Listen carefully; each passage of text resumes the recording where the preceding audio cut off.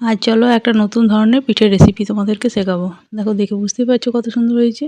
আর এইটা আজকে আমি সাধারণত যেভাবে পিঠেটা বানানো হয় সেই রকম জিনিস দিয়ে কিন্তু বানাচ্ছি না। আজকে আমি মিষ্টি আলু দিয়ে পিঠে বানাচ্ছি। দেখে বুঝতেই পারছো।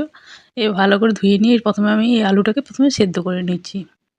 সেদ্ধ করে নেবো সামান্য একটু জল দিয়ে। তারপর দেখো সেদ্ধ হয়ে গিয়েছে। এবার আমি খোসাটাকে গরম অবস্থায় হালকা হালকা গরম থাকা অবস্থায় কিন্তু ছাড়িয়ে নিতে হবে। ছাড়িয়ে নিয়ে একটু মেখে নিতে হবে। এই যে দেখো, ভালো করে প্রথম খোসাগুলো ছাড়িয়ে নিচ্ছি। দিয়ে তারপর একটু মেখে নেবো।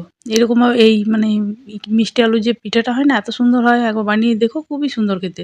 মানে অনেক রকম তো ভাবে বানিয়েছো, তো এরকমভাবে একবার বানিয়ে দেখো, খুব সুন্দর লাগবে। এই যে দেখো, সবগুলোকে খোসাগুলোকে আমি ছাড়িয়ে নিচ্ছি। ছাড়িয়ে নিয়ে একটু মেখে নিচ্ছি। একটু হালকা গরম অবস্থায় কিন্তু একটু মেখে রেখো, তাহলে ভালো হবে। এই যে দেখো, হালকা করে মেখে রেখে দিলাম। মাখার পরে এবার আমি পুরটা বানাবো। পুরটার জন্য আমি এই যে নারকেলটাকে দেখো কুচি করে রেখেছি। যদি কেউ কুড়তে টুড়তে না পারে, যদি মানে মনে হয় কুড়ে নিতে পারবো, তাহলে ঠিক আছে। যদি করার অসুবিধা থাকে তাহলে এরকম করে গ্রাইন্ড করে নিতে পারো, হালকা একটু জল দিই। দেখো, আমি মিক্সিতে দিয়ে গ্রাইন্ড করে নিচ্ছি। এই যে দেখো, কি সুন্দর করার মতো হয়ে গিয়েছে। এবার চলো পুরটা বানিয়ে নেবো। তার জন্য নারকেল আর ভেলি গুড় দিচ্ছি। আমি জল টল বা দুধ কোনো কিছু কিন্তু এখানে ইউজ করবো না, চিনিও দিচ্ছি না। এই যে এরকম করে টান টান করে একটু পুরটা করে নিতে হবে। পুরটা কিন্তু একটু জল জল থাকলে হবে না, তাহলে বেরিয়ে যাওয়ার চান্স থাকবে। এই যে দেখো, পুরটা কিন্তু আমার অলরেডি হয়ে গিয়েছে। এবার আমি নামিয়ে নেবো। দেখো, শুকনো শুকনো করে টান টান করে নিয়ে নিয়েছি। এবার দেখো, একটু ঠান্ডা হতে দেবো। এবার আমি অন্য ইয়েগুলো করে নেবো। বাকি যেটা রেডি, মানে কী বলে, ওপরে যে ইয়েটা বানাবো সেটা আমি মানে তৈরি করে নেবো। এই যে দেখো, আলুটাকে নিয়ে নিলাম। আমার আলুর পরিমাণটা দেখে নাও। আর সেই অনুযায়ী বাটিটা কিন্তু ভর্তি করে চালের গুঁড়ো কিন্তু নিইনি, সামান্য একটু কম নিয়েছি। এবার একটু নুন নিয়ে নিলাম। দিয়ে জল টল কিন্তু এখন আমি কিচ্ছু দেবো না। দেখো, আমি মেখে নেবো। মোটামুটি আমার মাখা হয়ে যাবে। যদি জল লাগে তোমাদের, তখন কিন্তু সেই ক্ষেত্রে দেখে দেবে। মানে মাখাটা, ডোটা কিন্তু যেন একটু শক্ত শক্ত মতো হয়। এই যে দেখো, আমি কিন্তু কোনো জল টল কিন্তু কোনো কিছু দিইনি। আমার আলুটাতে যে মানে ইয়েটা ছিল, নরম নরম ভাবটা ছিল, সেটাতেই দেখো আমার এটা কিন্তু মাখা হয়ে গিয়েছে, চালের গুঁড়োটা। আমি এখানে কিন্তু আতপ চালের গুঁড়ো নিয়েছি। আর এই যে দেখো, সামান্য একটু ঘি দিয়ে আরেকবার মেখে নেবো ভালো করে। আমি কিন্তু এখানে ঠান্ডা যে, মানে যদি তোমরা জল দিতে ইচ্ছা হয় তো নর্মাল জল দিও, গরম জল কিন্তু দিও না। গরম জলে না এত সুন্দর শেপ হবে না কিন্তু। আমি দেখো পিঠেগুলো বানিয়ে দেখিয়ে দেবো কী সুন্দর শেপ হবে, আর কোনো কিছু ঝামেলা থাকবে না। আর পিঠেটা করার পরেও কিন্তু খুব সুন্দর থাকবে, মানে ভেঙে যাবে ওরকম কিন্তু কোনো কিছুই হবে না। এই যে দেখো, এরকম একটা করে বাটি শেপ করে নেবে। ভালো করে দেখে নাও।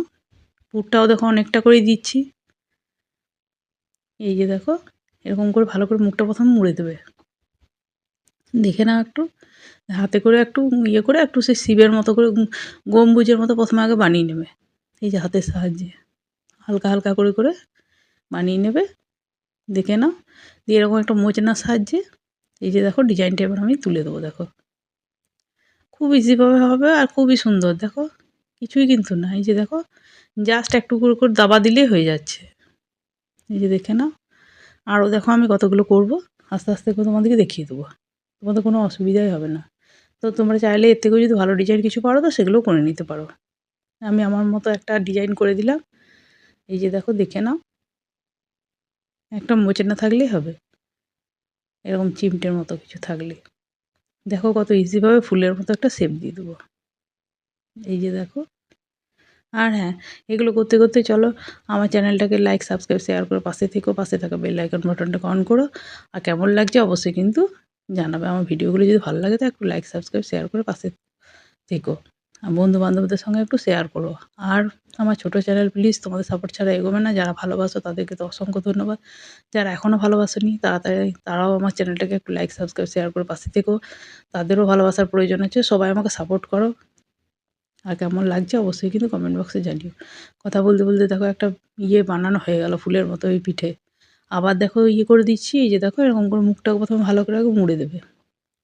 এই যে দেখো, মুড়ে এই যে একটা গম্বুজের মতো প্রথম বানিয়ে নেবে হাতের সাহায্যে। এবার দেখো, এরকম করে দেবে দেবে দেবে দেবে বানিয়ে দেবো। আর খুব তাড়াতাড়ি হয়ে যাবে, ফটাফট ফটাফট হয়ে যায়। বেশিক্ষণ কিন্তু সময় লাগে না। এই যে দেখো, দেখে নাও। এরকম করে করে বানিয়ে দিলেই হয়ে যাবে। একটা ফুলের মতো দেখতে কি সুন্দর, কদম ফুলের মতো লাগে। আর সাদা ধবধবে তো দেখতে খুব সুন্দর লাগবে কিন্তু।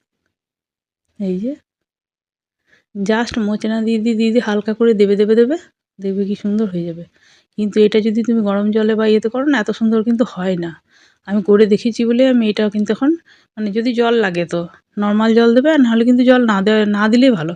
অনেকে কী করে, এই আলুটাকে আবার কড়াইয়ের মধ্যে বা ফ্রাই প্যানের মধ্যে দিয়ে পরে আবার সেই চালটাকে দিয়ে নেড়ে চেড়ে গরম করে, তাতে কি হয়, এত সুন্দর শেপটা কিন্তু আসে না। আর চালটাও সেদ্ধ হয়ে যায় তো, এত সুন্দরভাবে কিন্তু টেস্টও আসে না, আর ইয়েও হয় না। তো আমার ভাল লাগে না। এবার যদি অন্য কারোর ভাল লাগে তো লাগতে পারে। তো যদি তোমাদের এটা ভাল লাগে তো তোমরা এটা কিন্তু করতে পারো। আর যদি তোমাদের মনে হয় যে না, ফ্রাই প্যানের মধ্যে আমি আলুটাকে দিয়ে তার সঙ্গে আমি চালটাকে দিয়ে কুক করে নেবো, তারপর করব, তো সেটাও করতে পারো। কিন্তু আমার এটা বেশি ভাল লাগে বলে আমি তোমাদের সঙ্গে সেটাই শেয়ার করলাম। আমার কারণ এটাই, মানে এটা কিন্তু খুব সুন্দর লাগে, একবার দেখবে। আর পরে যদি তোমাদের মনে হয় না যে এই পিঠেটা আমি সেদ্ধ খাবো না, একটু ভাজা করে খাবো, সেটাও কিন্তু খুব সুন্দর ভাজা যায়। মানে এরকমভাবে করলে, এই কাঁচা অবস্থায় যদি চালটা থাকে নি, তারপরে যদি স্টিম দিয়ে করো তো। এই যে দেখো আমার সবগুলো হয়ে গিয়েছে। এবার আমি স্টিম দেবো। স্টিমের জন্য বেশিক্ষণ লাগবে না, 5 মিনিটের মধ্যেই হয়ে যাবে কিন্তু। এই যে দেখো সবগুলো আমি থালার মধ্যে দিয়ে দিচ্ছি। আর তাহলে জলটা গরম হয়ে এসছে। জাস্ট 5 মিনিট দেবে। এই যে ভাপগুলো দেখো হালকা হালকা করে উঠছে এবার। এবার আমি ঢাকা দিয়ে দেবো। তাহলেই দেখো স্টিমটা খুব সুন্দরভাবে নিয়ে নেবে। 5 মিনিট বাদে খুলে দেখবে যে রেডি হয়ে গিয়েছে। বেশিক্ষণ সময় লাগে না। এই যে দেখো কি সুন্দরভাবে এটা রেডি হয়ে গিয়েছে। এবার এইগুলোকে আমি নামিয়ে গরম গরম সার্ভ করে দেবো। আর যদি মনে হয় যে এই সময় যে অনেকে দেখবে ভাজা একটু ভালোবাসো, তো তারা কিন্তু ভেজেও খেতে পারো, একটু ভাঙবে না। কিন্তু এটাই মানে কাঁচা চাল দিয়ে যেহেতু করেছি, মানে আর কুক করিনি বলে এত সুন্দর হয়েছে। আর যদি কুক করে না, তাহলে কিন্তু একটু সফট হয়ে যায়। আগে থেকেই বলে দিচ্ছি, আমি 2 রকমই করে দেখেছি। সেই জন্যই তোমাদেরকে আমি এটা বললাম।